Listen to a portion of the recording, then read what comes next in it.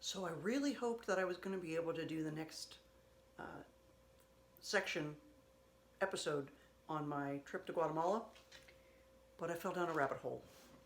You see, I wanted to include some photos from the trip, and I have like 2 boxes of photos. Yes, I'm not one of those, what's that, memory maker group that makes great scrapbooks. I'm just not one of them. I have great aspirations, excuse me, but it just never makes it to my to-do list. So anyways, I had to go digging through 2 boxes worth of loose photos, and I found these photos. Such high quality, right? You can't even tell what it is. So I'm going to scan a few of them just so you can see the difference in the quality of photography from 1980. And oh, guess what kind of a camera these were filmed from? Any guesses? By the size and the lack of clarity? These photos were taken with my Kodak Instamatic. This was quite the rage back in the day. Look, it even had a lens cover. Check it out, a lens cover. And there's this little thing on top where the magic cube would plug in. So the flash was actually a cube of 4 little flash bulbs, and it plugged into the top here. And if you were in an environment that was dark, you could put the flash cube on there and press the button, and the flash would fire and illuminate your scene. So this was actually, it's not even 35 millimeters. It's 110. This is the type of film cartridge that this camera takes. I actually still have one. I don't know what my problem is. Why do I still have this? Why? I don't know, but I found it. My Instamatic camera and the film that goes in it. And this lovely item is what allowed me to take these photos.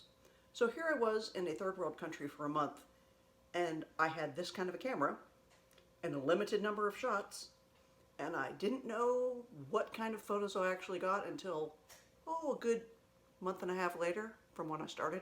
Yeah, we're talking old technology. So when I found this camera, yeah, I'm not going to get to the story about the trip tonight. This has turned out to be a technology memory lane episode. I found this baby. Anybody seen one of these before? Anybody recognize it? Wait. This is what you need to, maybe this will give you a clue. Huh? So, we look through the viewfinder. It actually worked. I can't believe it worked. I pressed the button and it worked. And out pops a Polaroid photo. Now, I don't know if this is going to develop into anything, but this was an instant photo. This was like super duper technology. I got this camera. I can't believe it worked. The Polaroid one-step flash. I can't believe it just worked. I haven't taken it out of its container for I don't know how long. I don't suspect this picture is going to turn into anything. But it's okay. I have a fresh pack of film. Why do I still have this? I can't tell you. But this camera was actually a gift to me from a former coworker, a young man. He was from India, and he was on my team when I worked for, who was I working for? I think it was EDS, Electronic Data Systems. Anyways, Vinod was on my team. So one day Vinod called me at work and said he was terribly sick and he couldn't find a doctor who would come to his apartment. And yeah, we don't really do that here. He's like, well, I'm too sick. I need to see a doctor. I can't drive. I'm too sick. So I logged off everything and I went to his apartment and I picked him up with his bucket as he was puking the whole way and took him to the doctor, like the urgent care or whatever. I think he just had a stomach flu.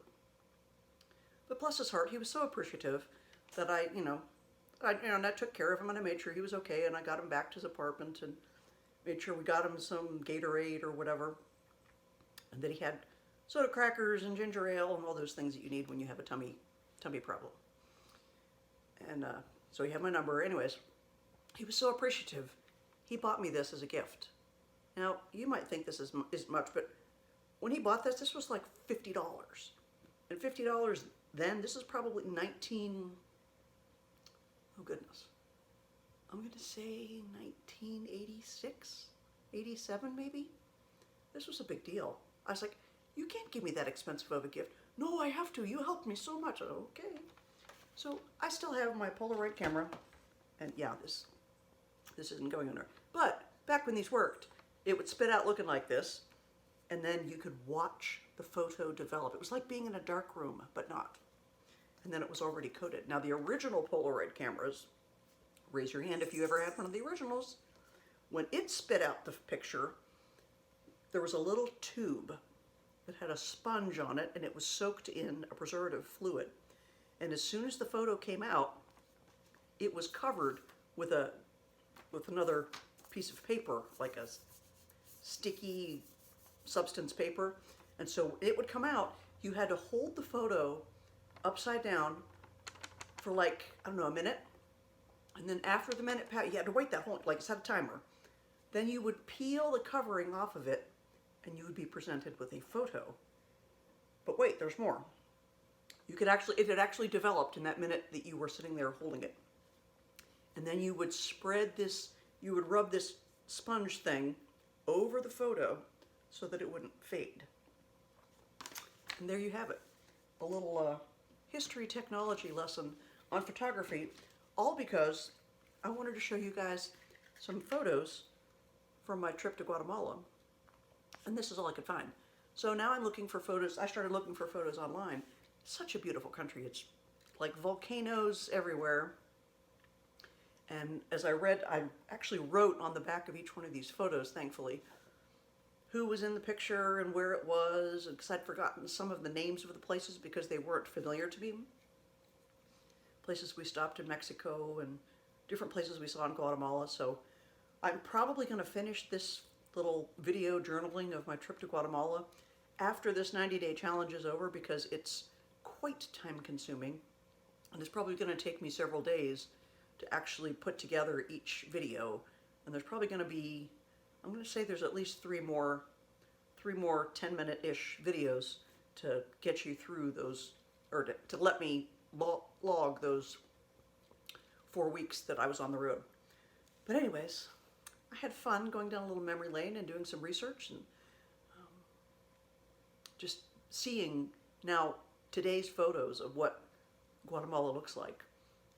Very, very different as far as the towns and the cities and things from when I was there. They were in the middle of a civil war, or the tail end of a civil. It was very dangerous, let's just put it that way.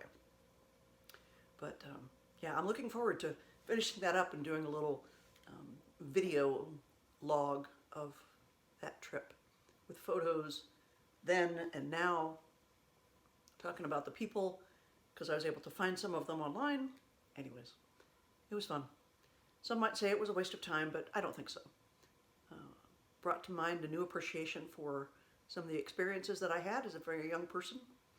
And yeah, I'm looking forward to sharing that later on after this 90-day challenge. I think I'm on day 77 out of 90. So I will save the rest on my Guatemala trip vlogging for after this challenge is over.